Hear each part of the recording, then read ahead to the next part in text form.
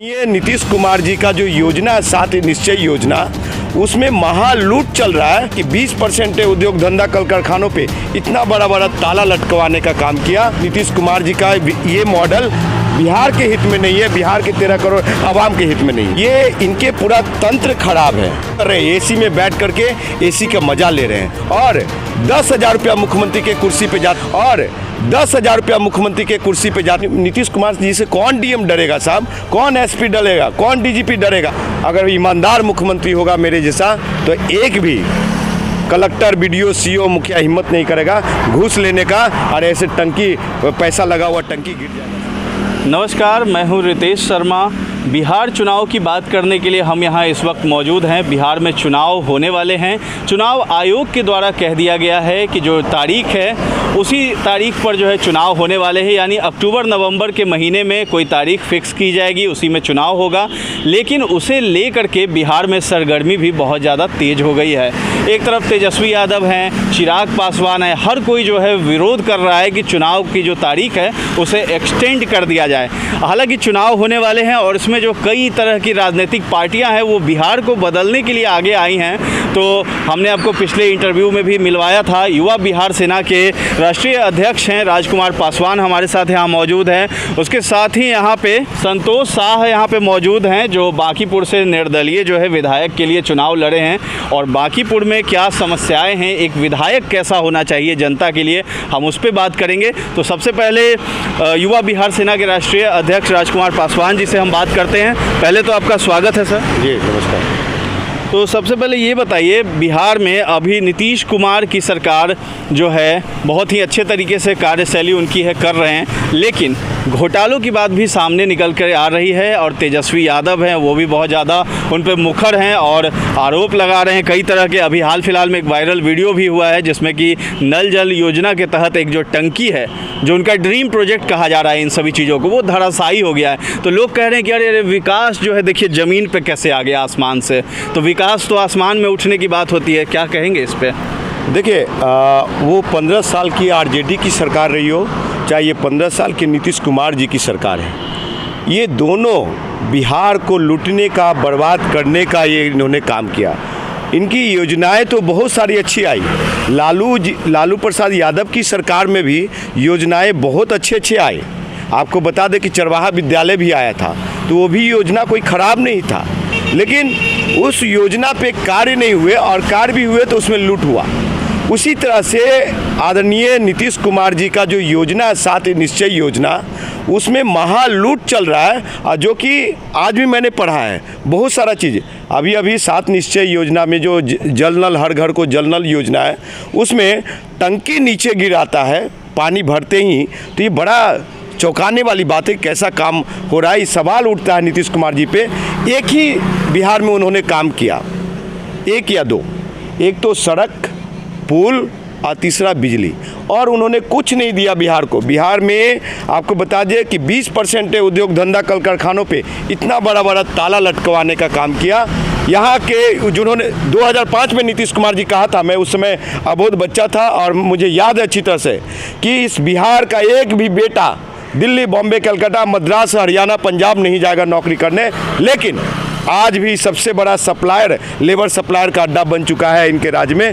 तो आप समझ सकते हैं कि नीतीश कुमार जी का ये मॉडल बिहार के हित में नहीं है, बिहार के 13 करोड़ आवाम के हित में नहीं है। अच्छा, आप नीतीश कुमार को कैसे यहाँ जिम्मेदार ठहरा रहे हैं? जो अधिकारी होते हैं वो भी तो यहाँ घोटाला कर सकते हैं। जैसे फंड जो है पास कर दिया जाता है, लोगों के पास पहुँच जाता है, लेकिन अधिकारी जो है उसमें घालमेल करते हैं और लोगों में बंदरबाट हो जाता है इस चीज़ का। देखिए नीतीश कुमार जी के ऊपर जो हम सवाल उठा रहे हैं, ये इनके पूरा तंत्र खराब है। अगर जो डेली का जो फीडबैक है, डेली का जो रिपोर्ट जारी करना होता है डीएम को, एसडीओ को, बीडीओ को, वो कहाँ कर रहे हैं? एसी में बैठ करके एसी का मज़ा ले रहे हैं। मुखिया जैसे जो है, यहाँ का जो मुखिया है, इनके राज्य में जो मुखिया हैं, एक इंदिरा आवास पे 20,000 रुपया लेते हैं और 4,000 रुपया मुखिया रखता है, 6,000 रुपया लगभग डीएम के टेबल तक जाता है और 10,000 रुपया मुख्यमंत्री के कुर्सी पे जाता है। ये मैं नहीं कह रहा हूँ, ये बिहार के पूर्व मुख्यमंत्री जीतन राम मांझी कह चुके हैं कि नीचे से लेकर के मेरे टेबल तक भी पैसा आता है। तो जब ये चीज़ें हैं तो नीतीश कुमार जी से कौन डीएम डरेगा साहब, कौन एसपी डरेगा, कौन डीजीपी डरेगा? जब ये ईमानदार होंगे, जब ये ऑनेस्ट होंगे तो जितने भी कलेक्टर हो, जिला कलेक्टर हो, चाहे एसपी हो, डीएसपी हो, मुखिया हो, उसको टाँग दिया जाएगा। अगर युवा बिहार के सेना की सरकार में अगर ईमानदार मुख्यमंत्री होगा मेरे जैसा, तो एक भी कलेक्टर, बीडीओ, सीओ, मुखिया हिम्मत नहीं करेगा घूस लेने का, और ऐसे टंकी पैसा लगा हुआ टंकी गिर जाएगा साहब। तो नीतीश कुमार को अब जो है अगली बार आप मुख्यमंत्री नहीं रहने देंगे? देखिए, हम नहीं, बिहार की जनता पूरी तरह से साहब ऊब चुकी है नीतीश कुमार जी के कार्यशैली से। लेकिन एक तरफ यही है कि एक तरफ पहला जंगल राज का लोग खड़े हैं और दूसरे तरफ सेकंड जंगल राज के मुख्यमंत्री साहब और उनकी पूरी टीम खड़ी है। इसमें बिहार की जनता ऊब चुकी है। अब वो चाहती है कि बदलाव, युवा नौजवान हर एक हाथ रोजगार चाहता है, हर घर रोटी चाहता है, महिला अपनी सुरक्षा चाहती है, यहाँ पे बेहतर एजुकेशन चाहते हैं, कोटा हब चाहता है यहाँ बिहार में, ये नहीं कि हमको कोटा जाना पड़े। ये सारी चीज़ें हैं। यहाँ की किसानी व्यवस्था ऐसा होना चाहिए। नीतीश कुमार जी हमेशा किसान पे बोलते हैं। चलिए, बातें तो बहुत बड़ी बड़ी करते हैं राजकुमार पासवान जी आप, लेकिन अब मुद्दे पे आते हैं।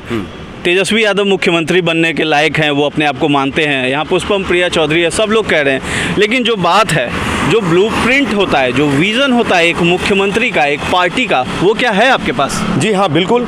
मैं बता देना चाहता हूँ कि बिहार एक ऐसा उन्नत प्रदेश बनेगा, युवा बिहार सेना के नेतृत्व में सरकार में ऐसा उन्नत प्रदेश बनेगा कि एक किसान भी किसानी व्यवस्था में पंजाब अगर हरियाणा से ऊपर नहीं हुआ बिहार, और जो नेपाल की समस्या है वो अगर नहीं ठीक हुआ तो मैं राजनीति से संन्यास ले लूँगा साहब। ये ब्लूप्रिंट है एजुकेशन सिस्टम में। आप तो अभी राजनीति में आए ही नहीं, आप जीते भी नहीं है, तब कैसे आप संन्यास लीजिएगा? लोग कहेंगे कि भाई आप तो जीते भी नहीं है, तो जाने से कोई फ़र्क नहीं पड़ेगा।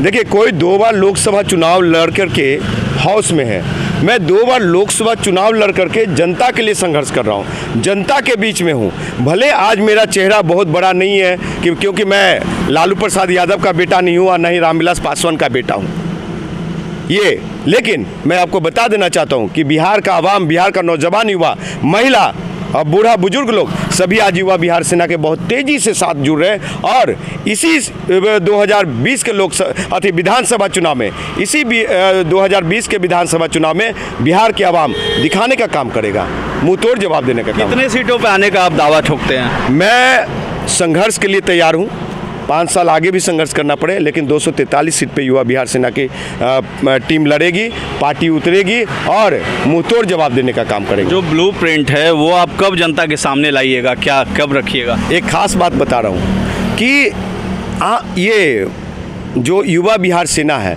युवा बिहार सेना का अपना मैनिफेस्टो नहीं होगा, जैसा हमने पीछे के इंटरव्यू में कहा, ये जनता का मैनिफेस्टो होगा और जनता के द्वारा हम अकेले माथा पे थोप दें कि हम ये देना चाहते हैं, कल को नहीं होगा तो जनता ही हमसे सवाल पूछेगी।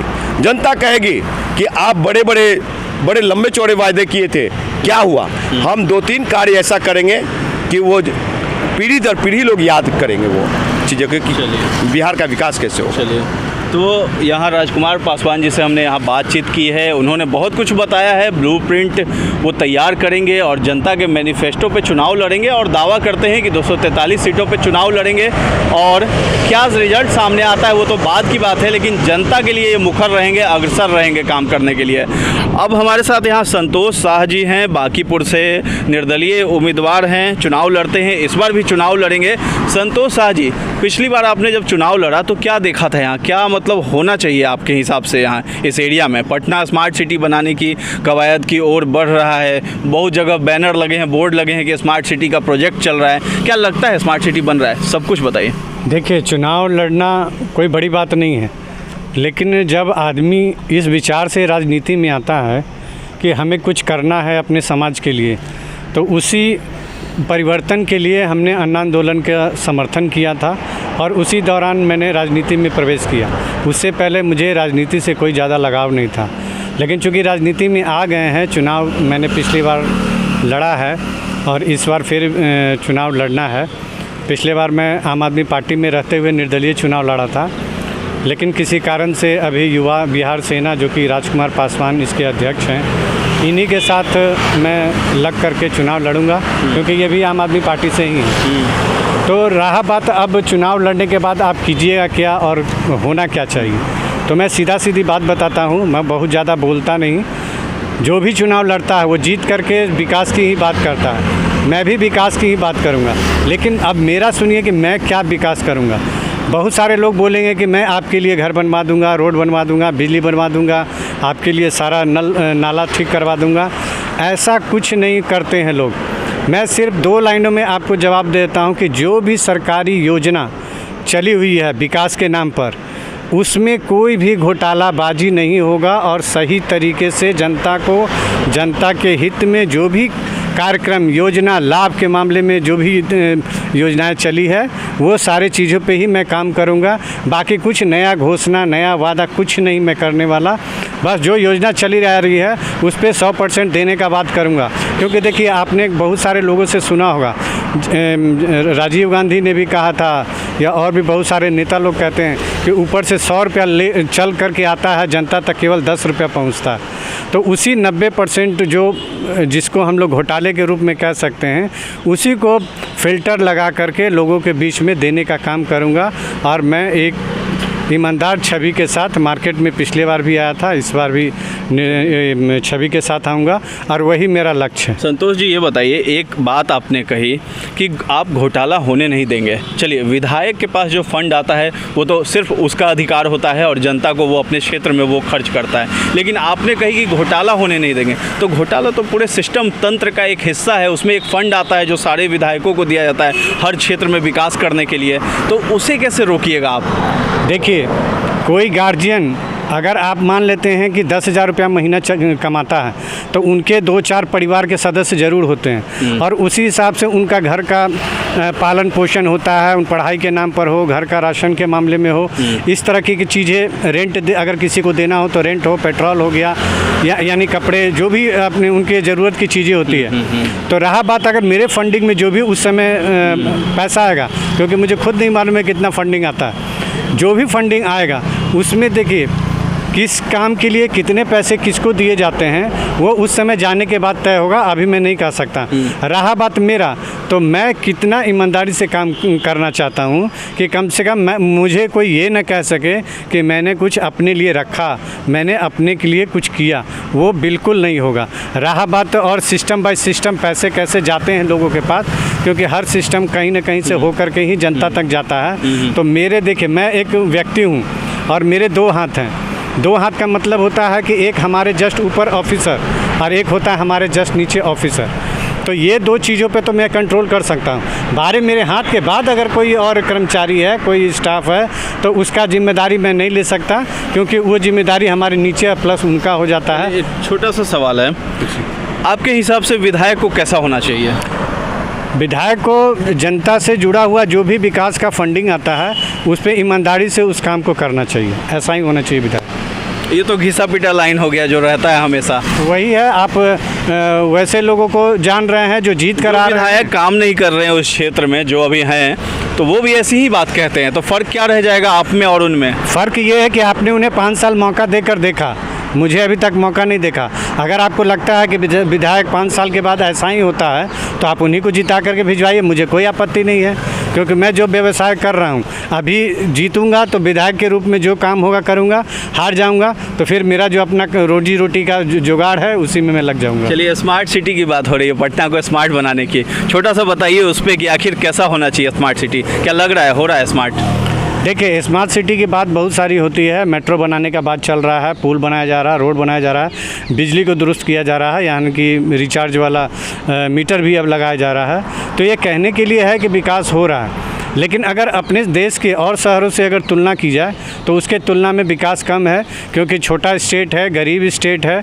इस कारण कोई भी विकास का चीज़ यहाँ आता है तो लेट से ही आता है। इस कारण से हम नहीं कह सकते कि विकास हो रहा है। लेकिन हाँ, अगर पटना के और शहरों से अगर कुछ तुलना किया जाए तो उस तुलना में, चूँकि पटना राजधानी है, इस नाते कुछ तो डेवलपमेंट दिखता है। हालांकि मोहल्ले कुछ और बयां करते हैं तस्वीर। देखिए, गली मोहल्ले में जाइएगा तो हर इलाके में हर समाज के लोग हैं, हर तरह के लोग हैं। वहाँ पे रोड पे भी आपको गंदगी मिल जाएगा। आपको व्यवसायी लोग हैं तो उन लोग भी बहुत सारे दुकान के बाहर अपनी ज़रूरत की बेकार चीज़ें फेंकते हैं। तो ये सब हर जगह में, अगर दिल्ली में भी जाइएगा साइड इलाके में, मोहल्ले के इलाके में, तो हम समझते हैं कि वहाँ भी ये चीज़ दिखता है। सुधार की गुंजाइश है, होनी चाहिए, वो आप करेंगे?